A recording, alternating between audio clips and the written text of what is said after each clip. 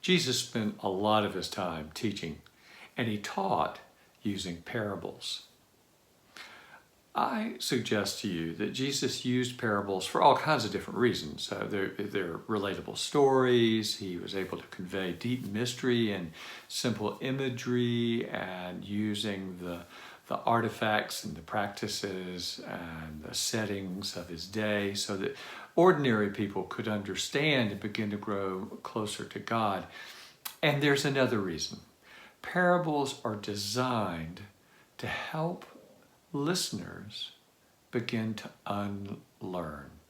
That might be sort of strange to hear that Jesus is helping us unlearn. But I believe that that's true. I believe that that's how parables work. Let me remind you, over the past few weeks, I have repeated Richard Rohr's statement several times. That's this: Jesus came to change our minds about God, not God's mind about us. In other words, Jesus recognized that we habitually have an overly narrow approach to God.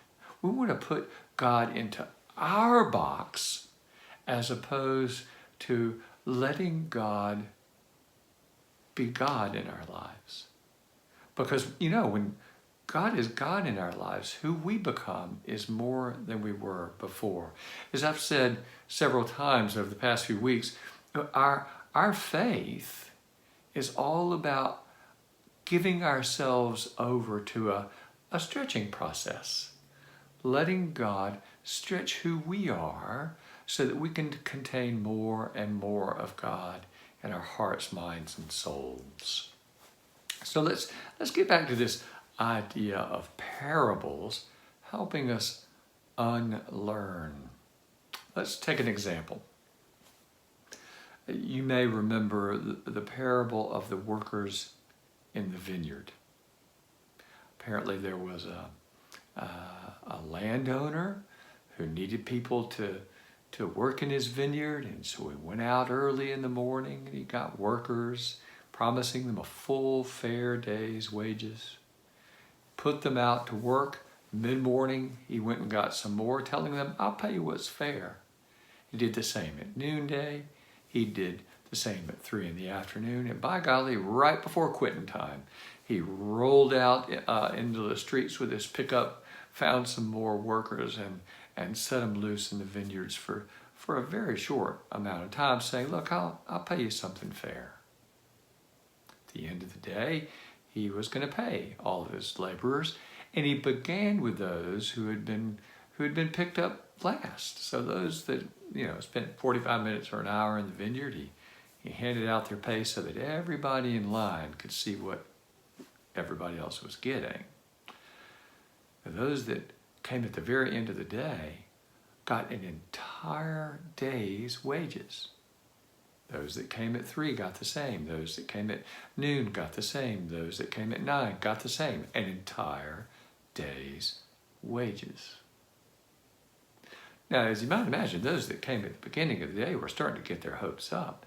Gosh, if these people that didn't work the whole day got a whole day's wages, stands to reason we ought to rake in the dough today. But as they passed the landowner, he shook their hands, thanked them for their hard work, and gave them a day's wages. There are a number of excellent ways to approach this parable, but I want to show you how this parable in particular is an example of how parables work to help us unlearn. Now, by unlearning, I don't actually mean primarily getting rid of old concepts. Now, that's part of the idea, but remember what Richard Rohr says. Jesus came to change our minds, or as I like to say, Jesus came to help us have a change of heart. Take a look at those workers who really put hard work in all day long, out in the hot sun, schlitzing all day, right? And they understandably got their hopes up that they would make more than the people who had been working for a very short period of time. Understandably, because that's how our world works. Here's how our world works too, though, and this is what that parable gets at. Our world works through resentment. I hate to admit it, but a lot of us see that somebody gets something and we resent it. We resent that they got that. We might not even want it. By the way, that's envy as opposed to covetousness. Covetousness is, I see that you got a thing that I want, right? Envy is, I see you got a thing, and I just can't stand that you got a good thing. In Eastern Orthodox Christianity, that's actually the root sin. From envy, all other sins arise. Satan couldn't stand how much God loved Jesus, and because of Jesus loved us, right? And so it just tore him up on the inside. Think about those laborers at the end of the day who'd worked all day, and they saw that these other laborers really lucked out. They couldn't stand that these folks got a windfall. They shouldn't have gotten it, they thought, because they didn't deserve it. Jesus wants to liberate us, or any listener to that parable, from the power of resentment. Because resentment really comes from judgment, doesn't it? We sit in judgment of who deserves what. And Jesus urges us in that parable to let go of that posture toward the world. Because we will learn who we truly are when we begin to lean into the image of God that we are. We were created to be the image of God. And as long as we lean into judgment about who deserves what and who doesn't deserve what, we miss who God really is. God isn't a bean counter. God is a gift giver. Our hearts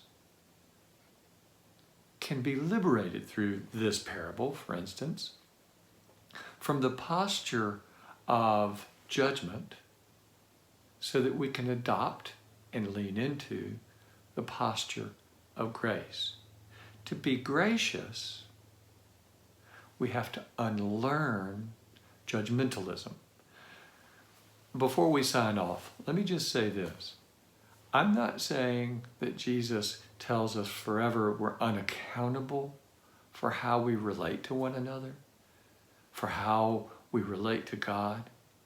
On the contrary, don't you hear how Jesus is saying there is a better way?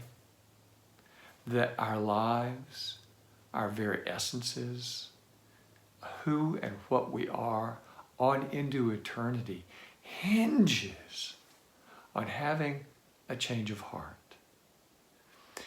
Jesus is inviting us, Jesus is urging us to change not just our intellects, but our whole being, our heart. To change from being people who insist that people live up to our standards and open our hearts, minds, and souls to a world of grace, to the world where God gifts love. Jesus came to change our minds about God, not to change God's mind about us.